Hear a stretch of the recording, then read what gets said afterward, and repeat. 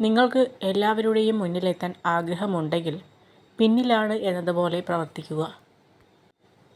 പൂക്കളുടെ സുഗന്ധം കാറ്റിൻ്റെ ദിശയിൽ മാത്രം പടരുന്നു.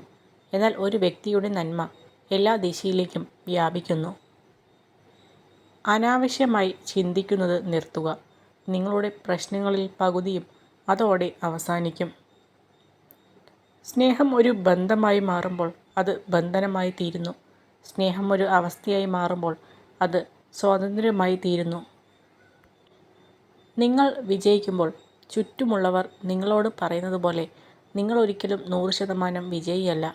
അതുപോലെ തന്നെ നിങ്ങൾ തോൽക്കുമ്പോൾ അവർ പറയുന്നത് പോലെ നിങ്ങൾ ഒരിക്കലും 100% മോശവുമല്ല. നിങ്ങൾക്ക് മാനസിക ശക്തി നഷ്ടപ്പെട്ടാൽ നിങ്ങളുടെ ശാരീരിക ശക്തി നിങ്ങളെ സഹായിക്കില്ല. അതിനാൽ എപ്പോഴും ധൈര്യമായിരിക്കുക. നിങ്ങളുടെ സ്വന്തക്കാർ ആരാണെന്ന് ചോദിക്കുന്നവരോട് പറയുക, അവസ്ഥ നല്ലതാണെങ്കിൽ എല്ലാവരും സ്വന്തക്കാർ. അവസ്ഥ മോശമായാൽ സ്വന്തക്കാരുമില്ല, ബന്ധുക്കളുമില്ല. മനുഷ്യൻ പണം ഉണ്ടാക്കാനായി ആരോഗ്യം ത്യജിക്കുന്നു. തുടർന്ന് ആരോഗ്യം വീണ്ടെടുക്കാൻ പണം ത്യജിക്കുന്നു. ഭാവിയെക്കുറിച്ചുള്ള ആശങ്ക മൂലം ഇന്നത്തെ ജീവിതം ആസ്വദിക്കുന്നില്ല. ഒരിക്കലും മരിക്കില്ല എന്ന് വിചാരിച്ച് ജീവിക്കുന്നു. എന്നിട്ട് ഒരിക്കലും ജീവിക്കാതെ മരിച്ചു പോകുന്നു. കഴിവതും ആരുമായും കടപ്പാടുകളിൽ ഏർപ്പെടരുത്.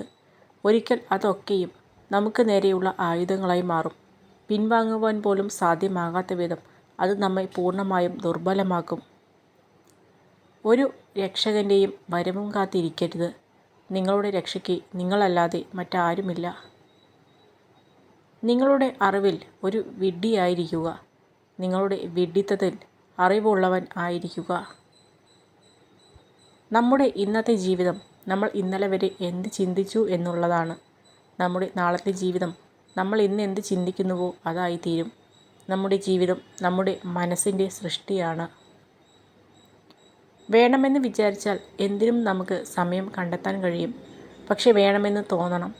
മറ്റൊരാൾക്ക് നമ്മൾ കൊടുക്കുന്ന സമയമാണ് നമ്മൾ അയാൾക്ക് നൽകുന്ന മൂല്യം. നിങ്ങൾ വീണു കഴിഞ്ഞാൽ നിങ്ങൾക്ക് വേദനിച്ചോ എന്നതല്ല, നിങ്ങൾ എഴുന്നേൽക്കുമോ എന്നുള്ളതാണ് മുന്നോട്ടുള്ള യാത്രയെ നിയന്ത്രിക്കുന്നത്. നമ്മുടെ ജീവിതത്തിൽ നമ്മൾ നമ്മളോട് ചെയ്യുന്ന ഏറ്റവും വലിയ തെറ്റ് നമ്മുടെ വികാരങ്ങൾ മനസ്സിലാക്കാൻ കഴിയാത്ത ആളുകൾക്ക് വേണ്ടി നമ്മുടെ സ്നേഹം, കരുതൽ, കണ്ണുനീർ, വിലപ്പെട്ട സമയം എന്നിവ നീക്കിവെക്കുന്നു എന്നുള്ളതാണ്. സ്നേഹം, സമ്പാദ്യം തുടങ്ങി എല്ലാത്തിനും അവകാശം പറയാൻ ആളുകൾ കാണും. എന്നാൽ അവകാശികളില്ലാത്ത ഒന്നുണ്ട്, ദുഃഖം. അത് പങ്കുവയ്ക്കാനും സ്വീകരിക്കാനും ആരും കാണില്ല. ഒരു ജ്ഞാനിയും വിഡ്ഢിയും തമ്മിലുള്ള ഏറ്റവും വലിയ വ്യത്യാസം ആദ്യത്തെയാൾ തനിക്ക് ലഭിക്കാൻ സാധ്യതയുള്ളതിനു വേണ്ടി മാത്രമാണ് ആഗ്രഹിക്കുന്നത്. എന്നാൽ രണ്ടാമത്തെയാൾ ഇഷ്ടപ്പെടുന്നതെല്ലാം ആഗ്രഹിക്കുന്നു. ഒരാളെ പൂർണ്ണമായും മനസ്സിലാക്കി എന്ന് ചിന്തിക്കുന്നത് വിഡ്ഢിത്തമാണ്. നമുക്ക് കണ്ടുപിടിക്കാൻ പറ്റാത്ത വിധം മുഖംമൂടി അണിഞ്ഞവരായിരിക്കും പലരും. നിങ്ങളുടെ വികാരങ്ങളെ അടക്കി നിർത്താൻ ശീലിക്കുക.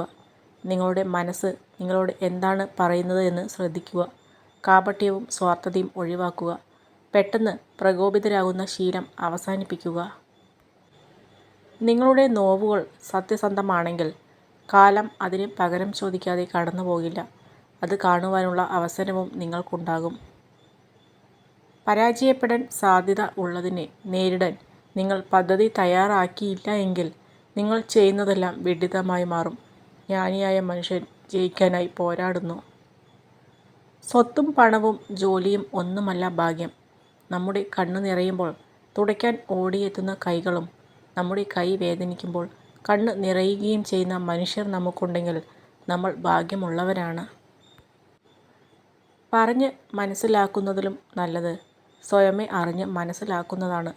അനുഭവങ്ങളോളം ആഴം നൽകുന്ന തിരിച്ചറിവ് മറ്റാരുടെയും വാക്കുകൾക്ക് നൽകാനാവില്ല. നിങ്ങളെ സ്നേഹിക്കാത്ത മനുഷ്യർക്ക് വേണ്ടി വെറുതെ കളയേണ്ടതല്ല നമ്മുടെ വിലപ്പെട്ട സമയം. നമുക്ക് ചുറ്റുമൊന്ന് കണ്ണോടിക്കുക. എത്രയധികം പേരാണ് നമ്മളെ സ്നേഹിക്കുന്നത് എന്ന് മനസ്സിലാക്കാൻ കഴിയും. എത്ര ചെറിയ കാര്യമായാലും അതിലേക്ക് ഹൃദയവും മനസ്സും ആത്മാവും അർപ്പിക്കുക. അതാണ് വിജയത്തിൻ്റെ രഹസ്യം. പങ്കാളിയുമായി മനസ്സ് തുറന്ന് സംസാരിക്കാൻ സമയം കണ്ടെത്തുക എന്നത് ബന്ധം നിലനിൽക്കാൻ അത്യാവശ്യമായ കാര്യമാണ്.